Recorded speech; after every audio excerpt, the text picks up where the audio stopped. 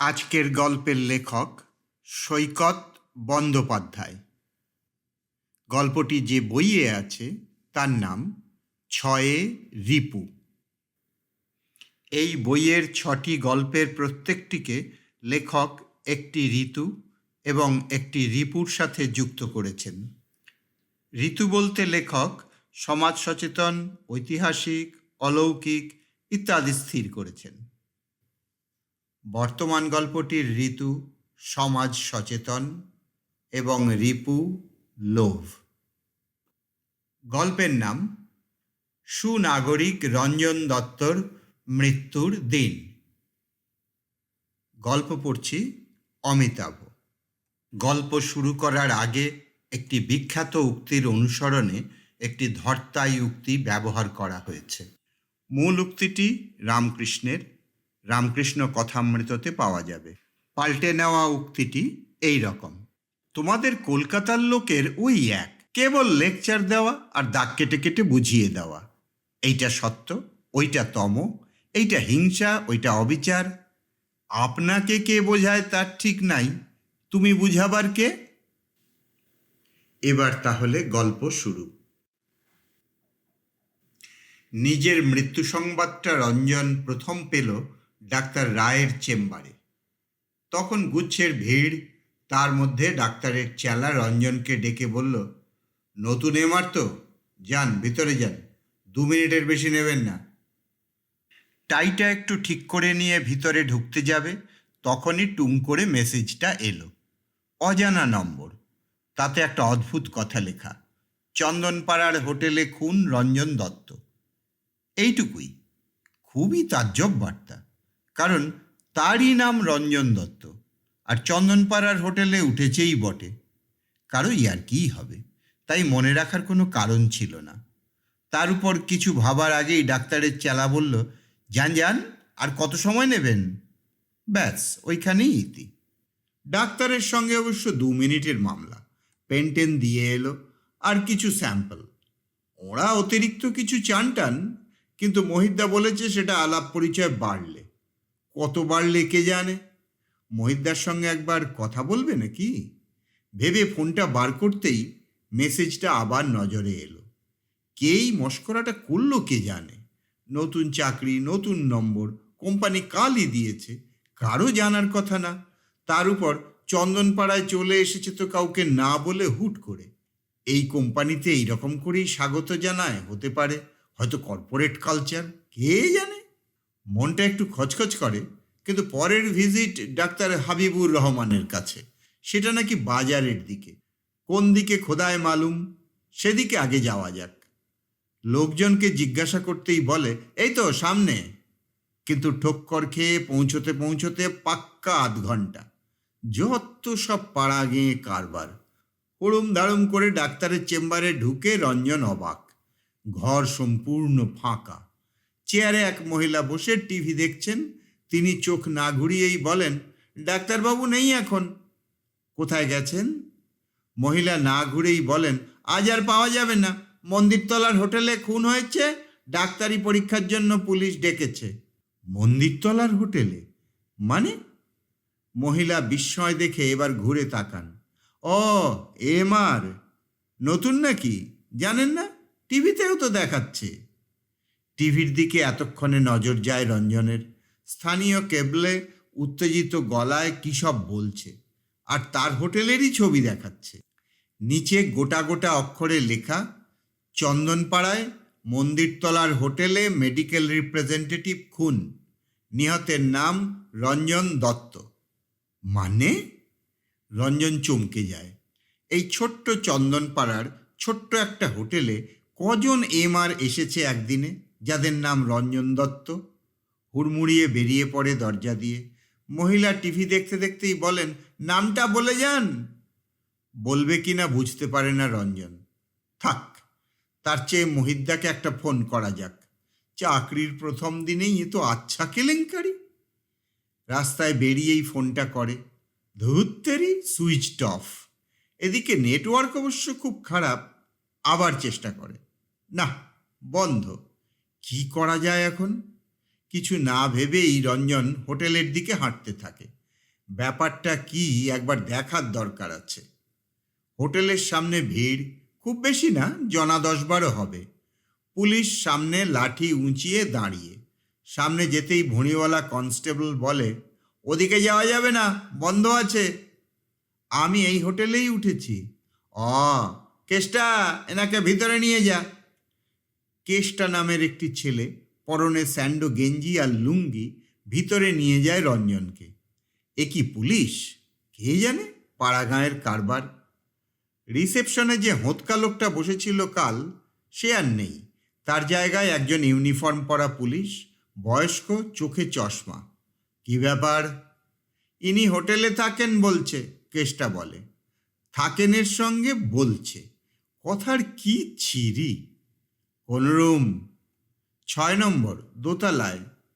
লোকটা চশমা খুলে হাতে নেয়, তারপর হযবরলর চরিত্রের মতো বলে, হয়নি, ঠিক নম্বর বলুন।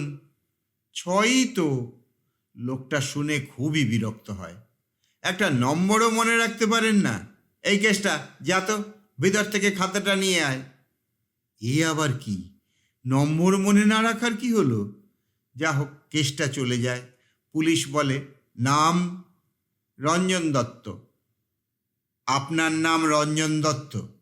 আপনি 6 নম্বর ঘরে থাকেন? হ্যাঁ। লোকটা এবার দাঁত বার করে হাসে। এতে হাসির কি হলো? দাদা, আপনি কি সাংবাদিক? না না, মেডিকেল রিপ্রেজেন্টেটিভ। আবার মেডিকেল রিপ্রেজেন্টেটিভও? আচ্ছা শুনুন, আপনি যদি রঞ্জন দত্তের দাদা, ভাই, মেসো এইসব কিছু একটা হতেন তো ভিতরে ঢোকার একটা চান্স ছিল। কিন্তু যে ঘরে যে লোকটা খুন হয়েছে সেখানে আবার সেই লোকটাকেই কি করে ঢুকতে দিই বলুন তো? আমরা তাহলে কিসের তদন্ত করছি, ভূতের? রঞ্জন হুব্বা হয়ে বলে, ওই ঘরেই খুন হয়েছে? আগে ডেড বডি এখনো ওখানেই, ডাক্তার রহমান পরীক্ষা করছেন। আমাদের এদিকে তো ফরেন্সিক নেই, লোকাল ডাক্তাররাই ভরসা। এটা আবার লিখে দেবেন না যেন, অন্য কোনো খবর লাগলে বলবেন, আমাদের গোপন করার কিচ্ছু নেই। আরে আমার জিনিসপত্র, মোবাইল, এই তো আপনার হাতেই মোবাইল। আরে এটা তো অফিসের দেওয়া, নিজেরটা তো ঘরে নিয়ে বেরোয়নি। লোকটা আবার একগাল হাসে। বুঝেছি বুঝেছি, ছেড়ে দিন। আর কিছু বলার থাকলে দয়া করে থানায় যান। বড়বাবু কথা বলতে ভালোবাসেন, উনি যা বলার বলবেন। কেষ্টা! এসব কি হচ্ছে কে জানে। রঞ্জন উঠে পড়ে, মাথা ভোঁ ভোঁ করে। বাইরে এসে দেখে আরও 2-4টে লোক জমা হয়েছে, সবাই হাঁ করে তাকিয়ে। একটা প্যান্ট শার্ট পরা লোক জিজ্ঞাসা করে, হেভি ব্লাড বেরিয়েছে না? কোথায় মেরেছে দাদা? ধুত্তেরি, কি হচ্ছে এসব? মোড় থেকে রঞ্জন একটা টোটো ধরে। একলা যাবেন? 50 টাকা লাগবে, টোটোওয়ালা বলে। ঠিক আছে। কি ভাগ্যিস টাকা পয়সা সবই সঙ্গে নিয়ে বেরিয়েছিল। কে খুন হলো দাদা, জানেন কিছু? রঞ্জন বলে, আমি। রাগ করে নয়, হতভম্ব হয়ে। ওইটাই মাথায় আসে। আরে দাদা, ওরকম বলবেন না, বেশি কিছু নিচ্ছি না, এইটাই রেট আছে। আমাদেরও তো পেট চালাতে হবে বলুন। গোল্লায় যাক রেট। রঞ্জন কোনো উত্তর দেয় না। থানায় পৌঁছলে বাঁচা যায়। থানায় পৌঁছেও অবশ্য ভালো কিছু দেখা যায় না। বাইরে বেঞ্চে বসে কয়েকজন মহিলা কাকে যেন সাপসাপান্ত করছেন। একজন বয়স্ক কনস্টেবল সামলানোর চেষ্টা করছে, ভিতরে কে যেন পরিত্রাহী চিৎকার করছে। কয়েকজন জিন্স পরা যুবক সিঙাড়া খাচ্ছে চেয়ারে বসে। টেবিলের ওদিকে একজন পুলিশ।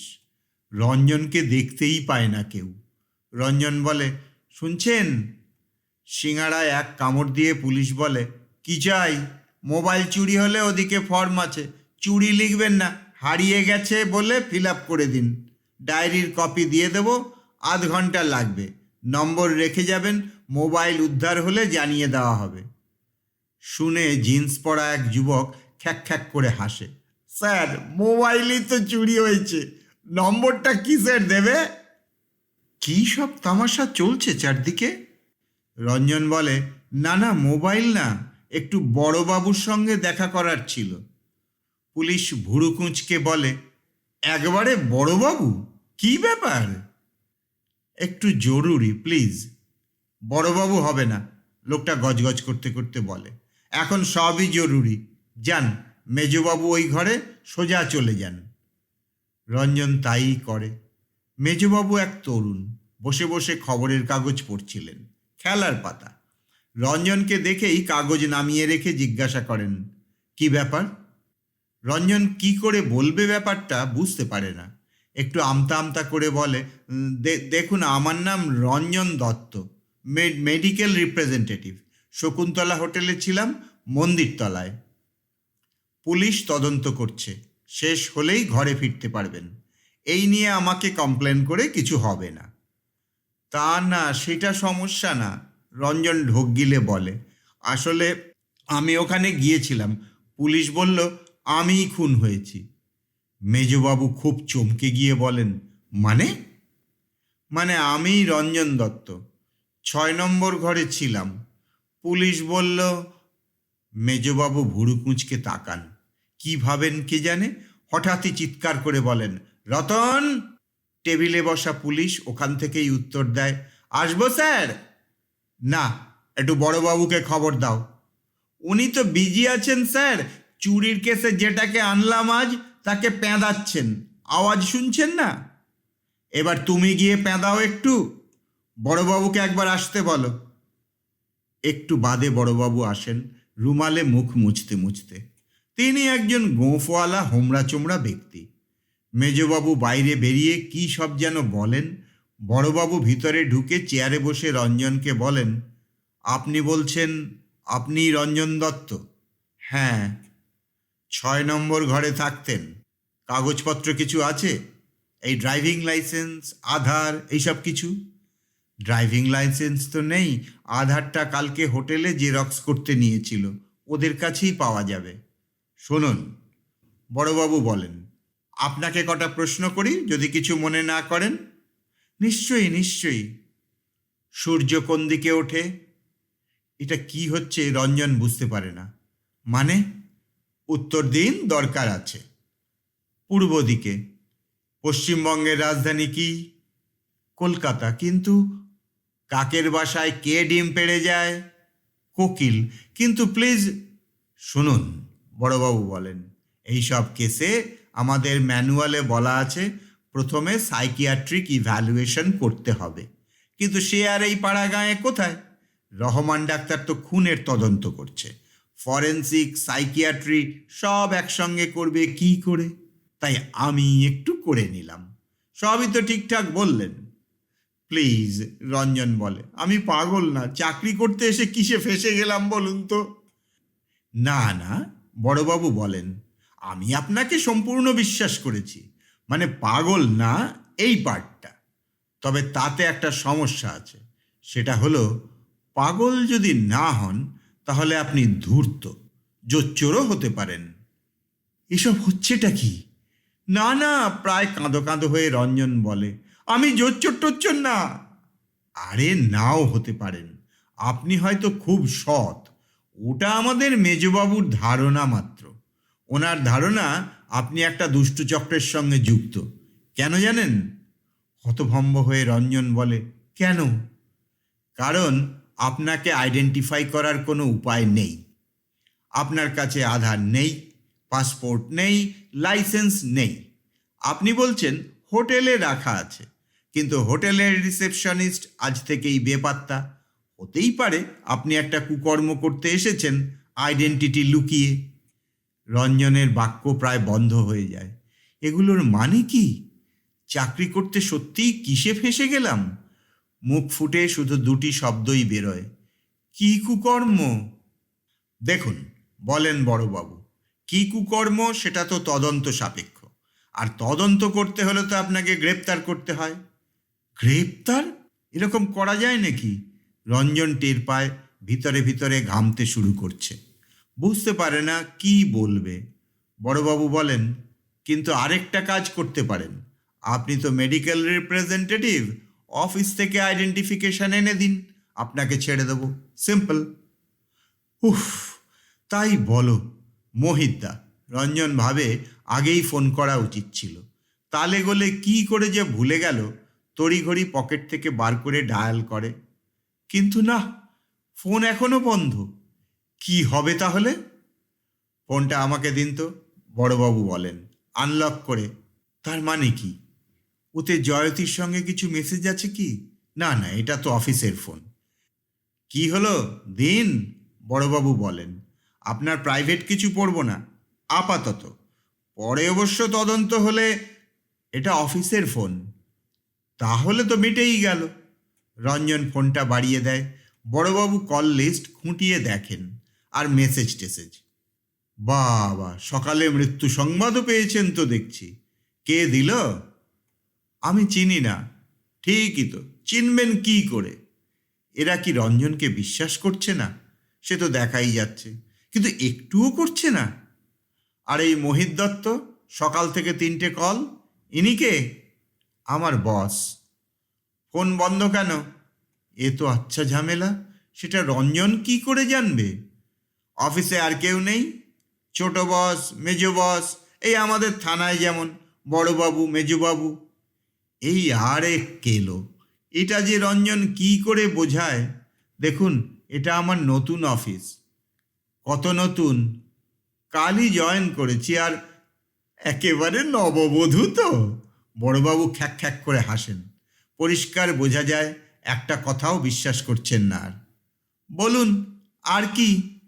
ফর্মাল অ্যাপয়েন্টমেন্ট লেটার এখনো পাইনি, কিন্তু মহিতদা বললেন আগে থেকেই কাজ শুরু করে দিলে পারফরমেন্সে এক্সপেক্টেড। ঠিক আছে, আপনার অফিসের নাম কি? চট্টরাজ ফার্মাসিউটিক্যালস। তার নম্বর আছে নাকি সেটাও নেই? এইবার রঞ্জনের সত্যি সত্যি টেনশন হতে শুরু করে। এগুলো কি হচ্ছে? আগে জানা গিয়েছিল খুন হয়েছে, এখন বলছে রঞ্জন বলেই কেউ নেই। এইচআরের নম্বর আছে, চট্টরাজ এইচআর বলে, দেখুন। ঠিক আছে, তাদেরই একবার ফোন করা যাক। কিন্তু ওদের কাছে আমার রেকর্ড থাকবে না, এখনো জয়েন করিনি তো ফর্মালি। সেটা বোঝা গেছে, কিন্তু মোহিত দত্তর রেকর্ড তো থাকবে, আপনার বসের। বড়বাবু ফোন লাগান, রিং হয়। বড়বাবু স্পিকারে দিয়ে দেন। আপনিও শুনুন। হ্যালো, কে বলছেন? নমস্কার, আমি চন্দনপাড়া থানা থেকে বলছি। একটা ইনভেস্টিগেশনে একটু হেল্প করতে পারবেন? ইনভেস্টিগেশন? কি নিয়ে? তেমন কিছু না, আপনাদের একজন এমপ্লয়ির কন্ট্যাক্ট লাগবে একটু। মোহিত দত্ত। কণ্ঠটা একটু থমকে যায়, তারপর বলে, এখনই তো পারবো না, আমাদের অর্গানাইজেশনে একটু সমস্যা চলছে। আপনি পরে ফোন করতে পারেন? তা তো পারি, বড়বাবু বলেন। একদম পরোয়ানা নিয়েও হাজির হতে পারি, কিংবা সিবিআইকে খবর দিতে পারি, যা বলবেন। তার চেয়ে একটু যদি খুঁজে বলে দেন দয়া করে। উল্টো দিকে কয়েক সেকেন্ডের নীরবতা। একটু ধরুন। বাজনা বাজতে থাকে ফোনে। বড়বাবু গুনগুন করে গাইতে থাকেন, আজ তোমার পরীক্ষা ভগবান। হ্যালো, আপনি আছেন? এবার অন্য একটা গলা, ওপরওয়ালা মনে হয়। হ্যাঁ হ্যাঁ, বলুন। মোহিত দত্ত তো? হ্যাঁ। দেখুন, আমাদের অর্গানাইজেশনে একটু সমস্যা হয়েছে। মিস্টার দত্ত কাল পর্যন্ত আমাদের এমপ্লয়ি ছিলেন, আজ আর নেই। মানে? রঞ্জন ভাবে, আমার চাকরিটার কি হবে? কিন্তু ধুত্তর চাকরি, চাকরির লোভেই তো এত কিছু। লোভে পাপ, পাপে মৃত্যু। আগে তো এইটা মিটুক, প্রাণ বাঁচুক। এ কোন জালে জড়িয়ে গেলাম? আচ্ছা, খুবই আনফর্চুনেট, বড়বাবু বলেন। কিন্তু চাকরি গেলেও ওর তো ফোন নম্বর টম্বর কিছু থাকবে একটা, সেটাই দিন। আমার ফাইলে যা পাচ্ছি সেটা কোম্পানির দেওয়া মোবাইল, কিন্তু সেটা তো ওর কাছে আর নেই। এর বেশি কিছু জানতে চাইলে আমি সত্যি এখন জানাতে পারবো না, খুবই দুঃখিত। বড়বাবু ফোন কেটে দিয়ে একটা দীর্ঘশ্বাস ফেলেন, তারপর রঞ্জনের দিকে তাকিয়ে বলেন, অভাগা যেদিকে চায় সাগর শুকায়ে যায়। রঞ্জন চুপ করে থাকে। কী বা বলবে? কিন্তু আপনার কি হবে বলুন তো? রিসেপশনিস্ট আধার কার্ড নিয়ে হাওয়া, বস অ্যাপয়েন্টমেন্ট না দিয়েই কেটে পড়েছে, আপনাকে তো আইডেন্টিফাই করা যাচ্ছে না। কি করি বলুন তো? আর কোনো কন্ট্যাক্ট আছে? রঞ্জন এবার কুলকুল করে ঘামতে থাকে। ফ্যাসাদটা আসলে অনেক বড়। চেনাশোনা কাউকে ফোন করতে চাইলেই বা করবে কি করে? মোবাইল তো ঘরের ভিতরে। মরিয়া হয়ে বলে, আমার মোবাইলটা পাওয়া যাবে একবার? কেন যাবে না? করুন না, কাকে ফোন করবেন? এটা নয়, রঞ্জনের আর্তনাদ করতে ইচ্ছে করে। এটা তো অফিস দিয়েছে, যেটা পার্সোনাল, ঘরের ভিতরে আছে। বড়বাবু এবার মধুর একটা হাসি দেন। মানে, আপনি বলছেন ওই ঘর থেকে আপনাকে আমি মোবাইল এনে দেব, আর সেটা থেকে আপনি ফোন করবেন? রঞ্জনের ডাক ছেড়ে কাঁদতে ইচ্ছে করে। অবস্থা একেবারেই ভালো না। আর সেই মুহূর্তে মনে পড়ে জয়তীর মুখ। আর কার মুখই বা মনে পড়বে? জয়তীর নম্বর তো মুখস্থ আছে। একটা নম্বর মুখস্থ আছে। খড়কুটো আঁকড়ে ধরার মতো করে বলে রঞ্জন। খুব ভালো কথা বলেন বড়বাবু, কিন্তু দেখুন, যাকে খুশি একটা ফোন করলেন আর সে বলে দিল আপনি রঞ্জন দত্ত। ওভাবে তো হবে না। একটা ডকুমেন্টেন্ট কিছুর ব্যবস্থা করতে হবে। মানে, কেউ চিনিয়ে দিলে হবে না? না, বড়বাবু বলেন, ওভাবে তো আমরা ডেড বডি আইডেন্টিফাই করি, কিন্তু জ্যান্ত মানুষের তো ওইটুকুতে হয় না, কাগজপত্র লাগে। রঞ্জন হুব্বা হয়ে যায়। এ বলে কি? একটা জ্যান্ত মানুষ, তাকে নেই করে দেবে? এ কি এনআরসি হচ্ছে নাকি? কিন্তু না, হাবিজাবি কথা না, এখন জয়তীকে দরকার, মানে সত্যিই দরকার। রঞ্জন ফোন হাতে নিয়ে নম্বর লেখে, ভালো করে চেক করে, এইটাই, ভুল হয়নি। তারপর ডায়াল বাজছে। একবার, বুক ধুকপুক করে। দুবার, কিন্তু যা, কেটে দিল। আবার করে রঞ্জন, আবার কেটে দেয়, আবার করে। এবার এমনি এনগেজ টোন। ব্লক করে দিল নাকি অচেনা নম্বর দেখে? কি হলো, ধরছে না? বড়বাবু মোলায়েম করে বলেন, এক কাজ করুন, একটা মেসেজ করে দিন। রঞ্জনের হাত কাঁপে, কোনো ক্রমে টাইপ করতে শুরু করে। আমি রঞ্জন, এটা অফিসের নম্বর, খুব জরুরি দরকার, আমি বিপদে, ফোন করো। আর কিছু কি লিখতে হবে? বড়বাবু বলেন, নিন নিন, সেন্ড করুন। রঞ্জন বোতাম টেপে, টক করে একটা আওয়াজ হয়। ব্লক করে দিলে কি মেসেজ যায়? রঞ্জনের জানা নেই। এবার আমাকে ফোনটা দিয়ে দিন, বড়বাবু বলেন। ফোন দিয়ে দেব? জয়তী ফোন করলে? উনি উত্তর দিলেই আমি কথা বলে নেব, সমস্যা কি? কিন্তু আমি ফোন ছাড়া চলে যাব? অফিসের ফোন তো। এত যাই যাই করবেন না তো, যাবেন আর কোথায়? বড়বাবু বলেন, যতক্ষণ উনি ফোন না করছেন ততক্ষণ আপনি এখানেই থাকছেন তো। আর যদি একেবারেই না করেন? এর মানে অ্যারেস্ট করবে নাকি? সত্যি সত্যি? না না, গ্রেপ্তার কেন, আপাতত একটু ডিটেনশনে থাকবেন। গ্রেপ্তারে অনেক ঝামেলা, বুঝলেন? কোর্টে টোর্টে তুলতে হবে, নইলে আজকাল যা হুজ্জুতি করছে, সে পরে দেখা যাবে। নিন, আপনি উঠুন। কোথায়? একটু লক আপে থাকবেন আর কি। ঘাবড়াবেন না, অ্যারেস্ট করছি না, বললামই তো, ওতে অনেক ঝামেলা। রঞ্জন বিদ্যুৎ পৃষ্ঠের মতো অসাড় হয়ে যায়। তাকে ধরে নিয়ে যায় টেবিলে বসা পুলিশটা। তার প্যাঁদানো মনে হয় শেষ হয়ে গেছে। ছেলে ছোকরাগুলোও সিঙ্গাড়া খেয়ে চলে গেছে কোথাও একটা। লক আপে আর একটাই লোক, বুড়ো মতো। সে রঞ্জনকে দেখে জিজ্ঞাসা করে, স্যার, আপনি কোন কেসে, রাহাজানি না বেলাকমেল? স্যারটা মনে হয় টাইয়ের কল্যাণে। রঞ্জন এখনও গলাবন্ধ টাই আর ফুলহাতা জামা পরে আছে, মেডিকেল রিপ্রেজেন্টেটিভের পোশাক। সেই পরেই থেবড়ে বসে লকআপের মেঝেতে, দুহাতে মাথা ঢেকে। তার ভবিষ্যৎ এখন অনেকগুলো যদির উপর দাঁড়িয়ে। যদি জয়তী ব্লক না করে থাকে, যদি মেসেজটাকে ফাজলামি না ভাবে, যেমন সকালে ভেবেছিল রঞ্জন, যদি জয়তী ডকুমেন্ট জোগাড় করে থানায় আসে, তবেই জানা যাবে রঞ্জন দত্ত সমান সমান রঞ্জন দত্ত।